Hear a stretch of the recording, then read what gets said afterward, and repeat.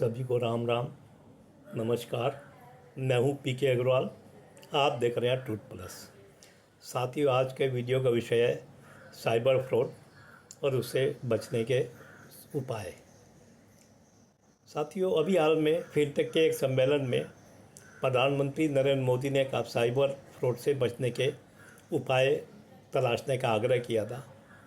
उन्होंने ये भी कहा था कि जब तक आप उपाय तलाशे जाते हैं तब तक नए नए तरीके साइबर फ्रॉड के निकल आते हैं। ये बात सत्य है। तो साइबर फ्रॉड पे मैंने भी सोचा हूँ, तो मुझे लगा कुछ उपाय मुझे ही बता देने चाहिए। ये उपाय मैं प्रधानमंत्री नरेंद्र मोदी, पीएमओ ऑफिस, वित्त मंत्री निर्मला सीतारमण, वित्त मंत्रालय, IT ministry, telecom ministry, department of telecommunication, reserve bank of India, state bank of India और सभी बैंक, ऐसे ही मोबाइल कंपनी जियो, एयरटेल और वी, इन सभी के लिए मैं सुझाव है मेरा ये। तो अगर आपको वीडियो ये लीक से हट के वीडियो है, अगर आपको लगता है ये जनहित में है, तो मेरा आग्रह रहेगा कि आप मुझे फॉलो ज़रूर करें, वीडियो को लाइक करें, शेयर करें। तो साथियों, सबसे पहला सुझाव मेरा बैंकों के लिए है। मेरा बैंकों से आग्रह है कि इंटरनेट बैंकिंग में वो अपना सारे इंटरनेशनल ट्रांसफ़र डिफ़ॉल्ट बंद करके रखें कि आमतौर से एक बड़ी आबादी को इंटरनेशनल ट्रांसफ़र की ज़रूरत नहीं पड़ती। जिसे खोलना होगा वो कोई देश या कोई क्षेत्र या पूरा विश्व खोल सकता है, वो कर सकता है। बाकी जो 90-95% आबादी या 99%, उसे कोई ज़रूरत नहीं पड़ेगी। केवल रजिस्टर्ड मोबाइल नंबर से, जो मोबाइल नंबर बैंकों में रजिस्टर्ड है, यदि उससे कोई इनिशिएटिव किया जाएगा, कोई लॉगिन किया जाएगा, तो वहाँ पे छूट ज़रूर हो, बाकी नहीं। अगर कोई साइबर फ्रॉड करने वाला कहीं और से इनिशिएटिव करता है, लॉगिन करता है हमारे अकाउंट में, तो वो शुरू कर ही ना पाए। ये तो पहला पक्ष हो गया। अब दूसरा फ्रॉड क्या होता है? OTP। तीसरा होता है लिंक भेजकर। फिलहाल मैं OTP वाली बात करता हूँ। अब साथियों, जैसे हम इंटरनेट बैंकिंग करते हैं तो हमारे पे OTP आता है, तो हम अपने रजिस्टर फ़ोन से कर रहे हैं तो कोई तकलीफ़ नहीं है, कोई दिक्कत नहीं है। लेकिन अगर हम लैपटॉप से कर रहे हैं तो कैसे पता लगे फ्रॉड हो रहा नहीं हो रहा? तो इसका उपाय मैं बैंकों को सलाह दूंगा कि जब कोई लैपटॉप से या कंप्यूटर से करे तो वहाँ पर पहले उसका मोबाइल नंबर वेरीफाई करें। मोबाइल नंबर वेरीफाई करने के लिए अगर हो सके तो कोशिश ये करें कि उसका कंप्यूटर, लैपटॉप और मोबाइल एक ही नेटवर्क से चल रहे हो, चाहे वो मोबाइल का नेटवर्क हो, चाहे ब्रॉडबैंड या कोई और हो। तो जब वो कंप्यूटर पे लॉगिन करना चाहे तो पहले उसका मोबाइल नंबर मांगे। जब मोबाइल नंबर वो सबमिट करे तो OTP आए, OTP डाल दे तो OTP वेरीफाई हो जाए, तो ये पता लग जाएगा कि ये मोबाइल एक नेटवर्क पर चल रहा है, तो ये आसपास ही है, कहीं दूर का नहीं है। उसके बाद वो ट्रांजेक्शन शुरू कर दें। ये तो होगी सेल्फ वाली केस में, अगर मैं कर रहा हूँ।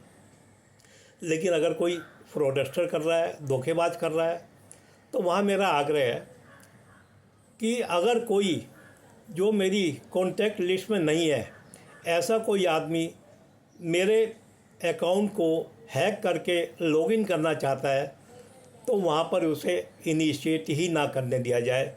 कोई पासवर्ड वगैरह OTP भेजने का प्रयास ना किया जाए कि उसे वही मैसेज आ जाए कि आप फलाने बंदे की, या मतलब जो भी रेफरेंस दे दिया जाए उसकी कॉन्टैक्ट लिस्ट में नहीं है। हाँ, अगर कॉन्टैक्ट लिस्ट में मेरे बिहाफ पे कोई मेरा जानकार कर रहा है तो निश्चित रूप से मेरे पास पासवर्ड आएगा, मैं वो कर दूँगा, मैं यस कर दूँगा। एक चीज़ और ज़रूर है, अगर फिर भी कोई अनजाना आदमी अपना नाम किसी कारण से मेरी कॉन्टैक्ट लिस्ट में शामिल कराने में कामयाब हो जाए किसी भी फ्रॉड नाम से, तो मेरे पास यदि OTP आता भी है तो साथ में ये भी आ जाए कि ये OTP आपकी कॉन्टैक्ट लिस्ट के इस नाम से आया है, ताकि मैं सतर्क हो जाऊं और उसे डिलीट करना चाहूं तो डिलीट कर सकूं।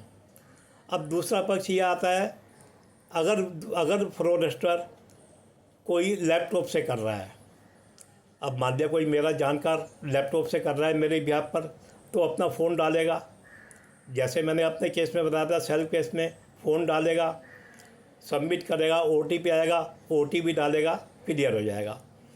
तो जानने वाले के केस में तो कोई दिक्कत नहीं है, मेरे पास OTP आ जाएगा कि ये आपकी कॉन्टैक्ट लिस्ट से ने इनिशिएटिव किया है, इसका OTP है।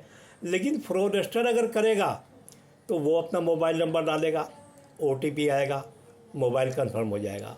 लेकिन अगर उसका मोबाइल नंबर मेरी कॉन्टैक्ट लिस्ट में शामिल नहीं है तो उसका कोई OTP मेरे पास ना ही आना चाहिए, ना ही कोई लिंक मेरे पास आना चाहिए।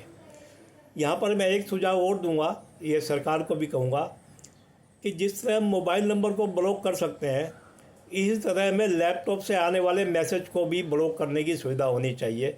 जो फ्रॉडस्टर लैपटॉप से निकालते हैं, दिखाता वो मोबाइल नंबर है लेकिन वो होते लैपटॉप है।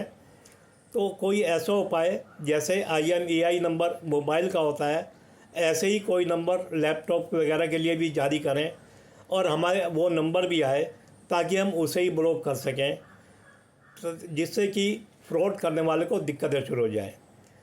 तो ये तो मैंने आपको भारत की बताई।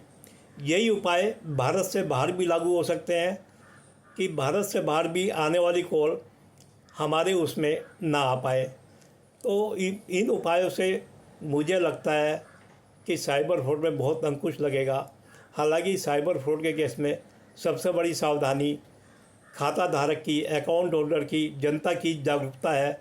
लेकिन ये उपाय कम से कम साइबर फ्रॉड को इनिशिएट करने से, शुरुआत करने से रोकने में कारगर उपाय सिद्ध होंगे। कि जब फ्रॉडस्टर को पता होगा कि मैं बिना क्या कॉन्टैक्ट लिस्ट में आए फ्रॉड को इनिशिएट नहीं कर सकता, चाहे मैं मोबाइल पे करूं, चाहे लैपटॉप पे करूं, तो फिर ये देश के लिए मुझे लगता है बहुत बड़ी, खाता धारकों के लिए बहुत बड़ी सुविधा होगी। तो मैं आशा करता हूँ सरकार के संबंधित सभी विभाग, मोबाइल से संबंधित सभी विभाग, IT सेक्टर से संबंधित सभी और बैंक इन चीज़ों पर ध्यान देंगे और जनता के हित में, जनता की गाढ़ी कमाई के हित में फ्रॉड को कम करने के लिए कुछ उपाय जो अपनाए जा सकते हैं अपनाएंगे।